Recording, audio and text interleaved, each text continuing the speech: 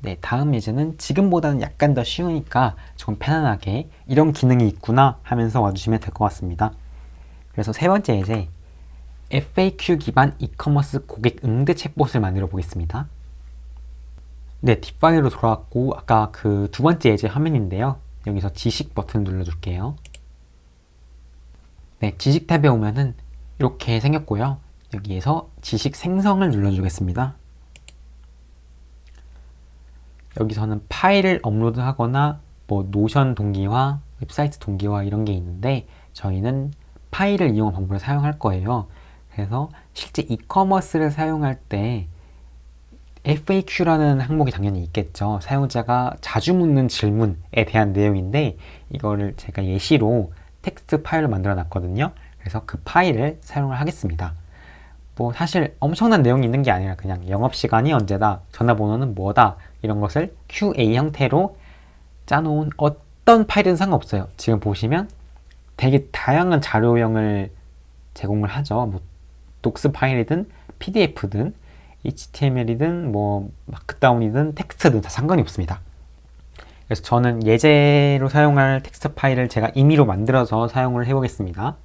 그래서 다음을 눌러주고 먼저 청크 설정, 막 인덱스 모드 이렇게 설정이 많이 뜨는데요. 먼저 청크가 뭐냐면 그 검색에 사용되는 실제 단위예요. 그래가지고 청크 설정에 있는 일반과 부모 자식은 뭐가 다르냐? 일반은 검색된 청크를 그대로 출력에 사용을 하게 되고요. 부모 자식은 검색된 내용의 한 단계 위에 있는 부모 청크를 출력으로 하게 됩니다. 그래서 지금 일단은 일반 설정대로 프리뷰 청크를 눌러보겠습니다. 네, 이렇게 되면은 제가 입력한 텍스트가 요 식별자를 기준으로 자동으로 이렇게 탁탁탁 잘려있는 모습을 볼 수 있는데요. 그래서 이 식별자의 역/n 이게 무슨 기호냐면요. 엔터 한 번이에요.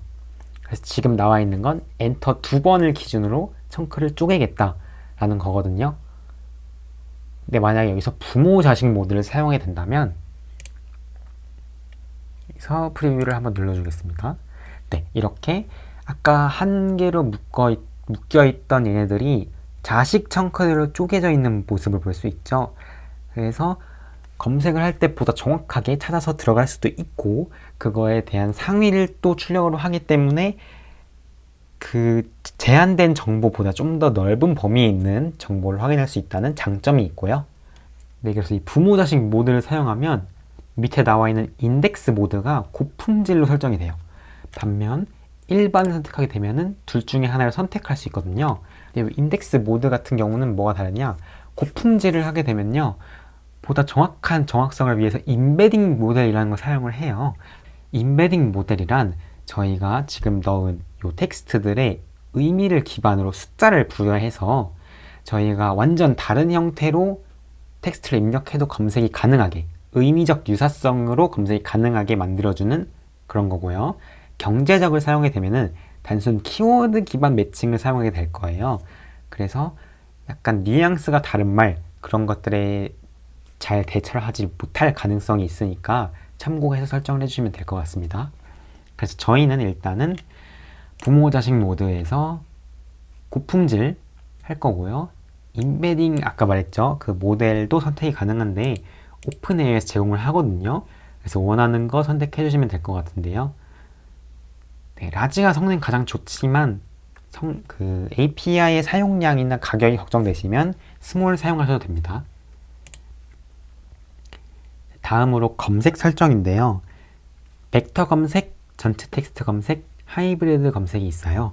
그래서 벡터가 아까 말한 그런 의미를 바탕으로 검색을 하는 거고 전체 텍스트 검색 같은 경우는 용어를 기반으로 검색을 하는 거거든요.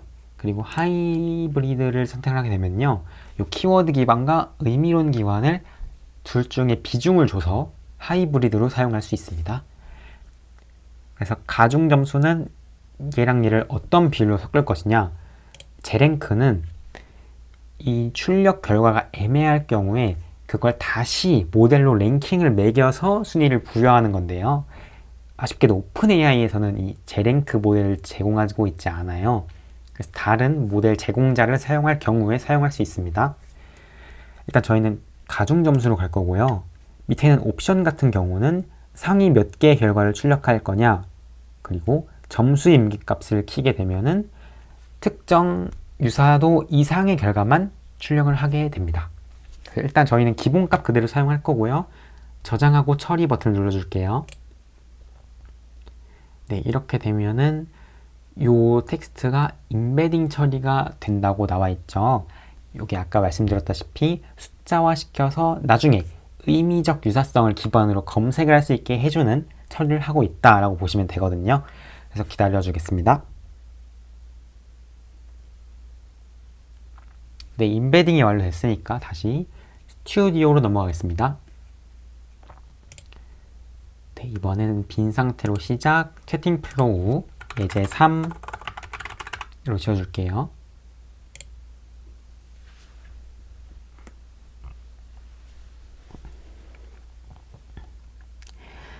네, 이렇게 왔으면은 이제 아까 추가된 지식을 바탕으로 검색하는 기능을 추가를 해줘야겠죠. 블록 추가 누르고 지식 검색 눌러주고 클릭해줄게요. 지식 검색 같은 경우는 여기 나와 있다시피 지식을 기반으로 쿼리에 대한 검색을 수행할 수 있는 기능이에요. 그래가지고 지식에 플러스를 누르면 네, 이렇게 원하는 지식 선택 가능하고요. 이렇게 추가를 하면은 얘를 기반으로 검색을 한다라고 명시가 된 거고요. 그리고 쿼리 변수가 있는데 얘 같은 경우는 아까 도구랑 다르게 어떤 자연어라고 하는 일반적인 문장을 넣어도 잘 처리를 해주는 경향이 있어요. 그래서 별도의 전처리 없이 바로 시작에 있는 변수를 넣어주도록 할게요. 네, 끊어주고요. 이렇게 링크하고 다시 LLM으로 가는 방향으로 가겠습니다. 지식 변수의 쿼리 변수는 사용자의 입력인 sysquery 변수를 사용을 할 거고요. LLM은 이제 이 검색을 바탕으로 저희가 수행을 하겠죠. 그러면 이 시스템에 변수로 지식 검색을 넣고 싶은데 없네요. 어떻게 하죠? 네, 이 지식 검색 같은 경우는 이 컨텍스트 항목으로 넣어야 돼요. 여기 물음표 올려놓으면 컨텍스트로 지식을 가져올 수 있습니다 라고 돼 있죠. 그래서 여기에서 지식 검색 리졸트를 넣어주고 시스템에다가 변수처럼 컨텍스트를 넣어주시면 됩니다. 그리고 나머지 프롬프트도 이커머스 서비스에 맞게 작성을 해줄게요. 네, 이렇게 프롬프트까지 작성해 주었고요. 너는 이커머스 회사의 상담원이고 사용자의 질문에 대해 적절한 답변을 해주되 모르겠으면 모르겠다고 답변해달라고 했습니다. 이게 굉장히 중요한 거예요. 거짓말 하지 않기 위해서는 꼭 모르면 모른다, 없으면 없다 이런 걸 해달라고 프롬프트에 넣어주셔야 됩니다. 네, 이렇게 프롬프트를 넣어주면 아래 유저 쿼리가 있기 때문에 바로 답변을 받아볼 수 있겠죠. 그래서 미리 보기를 누르고 영업 시간이 언제인가요?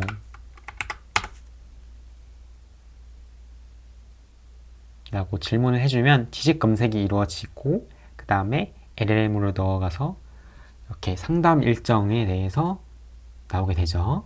그래서 여기 인용, 여기 뜨는 이유는 아까 뭐였죠? 매니지에 있는 인용 및 소유권이 켜져 있기 때문에 나온 거예요. 그래서 요거를 눌러보면은 어떤 데이터를 바탕으로 답변이 됐는지가 나오게 되고요.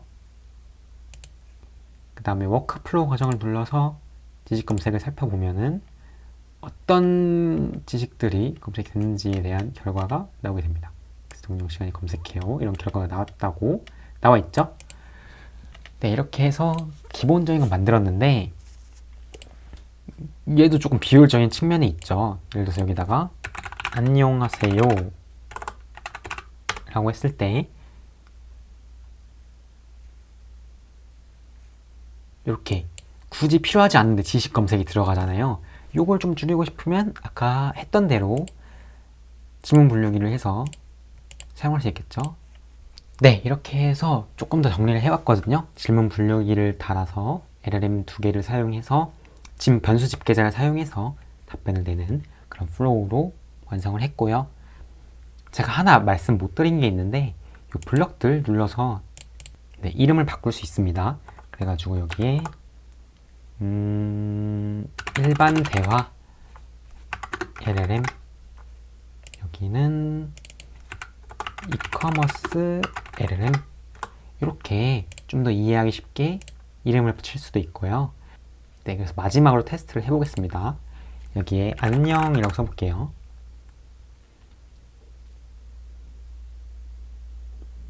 그럼 일반 대화로 넘어가서 변수 집계자를 통해서 네, 재치 있게 답을 하는 모습을 보여주고요. 다음으로 이커머스 관련된 질문을 해볼게요. 쇼핑몰 결제 수단으로는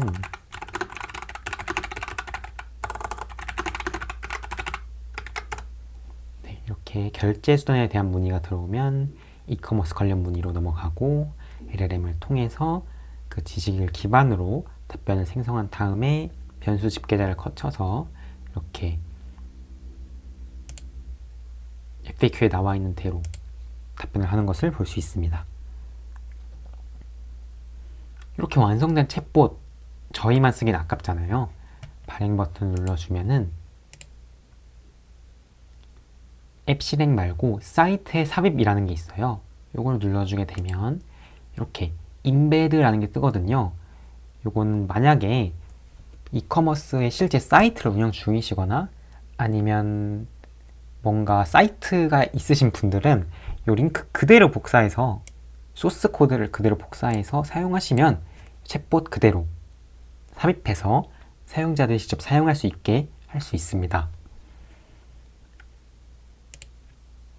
네, 그리고요 왼쪽을 보시면 이렇게 영수증 표시 같은 게 있는데 이걸 누르면 로그라고 해서 이게 뜨거든요. 그래서 실제 유저들이 어떤 대화를 했는지도 모두 확인이 가능하고요.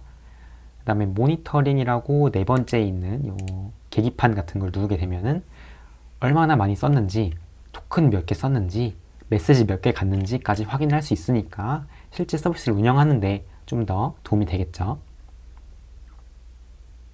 네, 그래서 지금까지 FAQ 기반 이커머스 고객응대 챗봇을 만들어 봤고요. 먼저 지식 탭에 들어가서 지식을 생성할 수 있었는데 저희가 기존에 갖고 있던 문서를 넣어서 AI가 해당 내용을 참조할 수 있게, 검색할 수 있게 만드는 기능이었습니다. 그래서 지식을 맨 처음에 만들게 되면은 전처리와 클리닝을 할 수 있었는데요. 청크 설정이 있었고 일반과 부모 자식이 있었습니다. 그리고 임베딩 모델 있었죠. 거기서 고품질 선택하면은 임베딩 모델을 사용하는 거였고 경제적을 사용하면은 키워드 검색만 사용하는 거였습니다. 다음으로 검색 설정이 있었죠. 검색 설정 같은 경우는 의미 기반 검색과 키워드 기반 검색이 있었고 하이브리드로 섞어서 사용하는 방법도 있었습니다.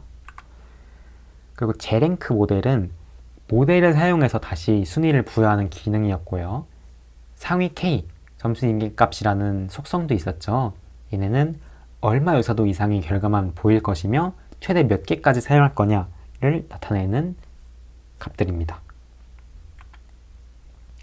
네, 그래서 실제 스튜디오로 돌아와서 지식 검색이라는 블록을 사용했죠. 업로드된 지식을 바탕으로 검색을 수행하는 블록이었고요.